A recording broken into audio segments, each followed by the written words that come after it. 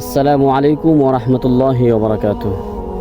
আমাদের দেশের মুসলমানরা আগামী 2 দিন পর এমন একটা দিবস বা উৎসব পালন করবে যেটা ইসলামী শরীয়তে সম্পূর্ণ নিষিদ্ধ, অর্থাৎ হ্যাপি নিউ ইয়ার অথবা 31st নাইট নামে যে কুসংস্কৃতি বাংলাদেশে ছড়িয়ে পড়েছে এবং মানুষ যেটা পালন করে এটা আদৌ ইসলামের মধ্যে জায়েজ কিনা এটা মানুষ নিয়ে কোনো ভাবে না, কিন্তু তারা পালন করতেছে। আসলে এটা মূলত ইসলামের মধ্যে স্পষ্ট নিষিদ্ধ, কারণ এটা ইহুদি এবং খ্রিস্টানরা বড়দিন হিসাবে তারা পালন করে হ্যাপি নিউ ইয়ারটা। সর্বপ্রথম কথা হচ্ছে হ্যাপি নিউ ইয়ার অথবা শুভ নববর্ষ বলা, এতটুকু শব্দ বলাই ইসলামে নিষিদ্ধ।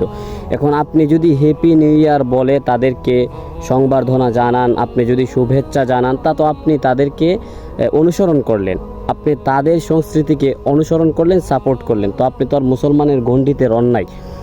কথা হচ্ছে কোনো মুসলমান যদি হ্যাপি নিউ ইয়ার এটা মানে, এটা সম্পূর্ণ সে হারামের